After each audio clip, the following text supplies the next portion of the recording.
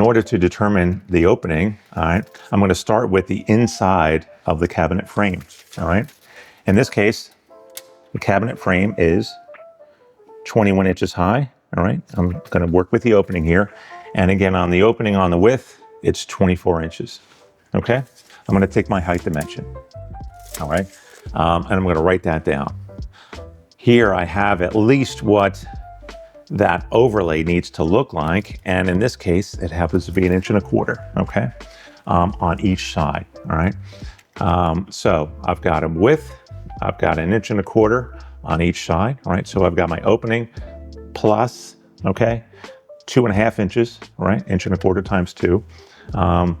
But I'm also gonna subtract 1/8 of an inch for the gap, okay? And then that's gonna help you determine what those what the width of the cabinet door is. So we've determined the width of the cabinet doors, but we're also going to need to determine the height. I've got a little bit of an example next to me.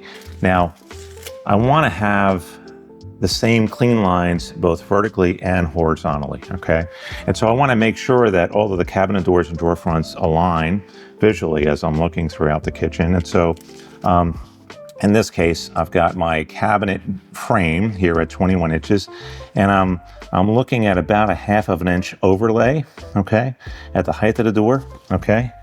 And then again, about the same at the bottom, okay? And so you want that cabinet door to fully cover the frame, okay? And so I've got 21 inches, right, on my height, plus 1/2 inch for the top, 1/2 inch for the bottom. And so that's 22 inches on the height. I've determined my width. Now I've determined my cabinet door height. And now we're ready to put those dimensions on paper.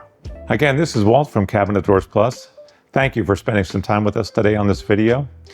Please feel free to check out more of our DIY videos online.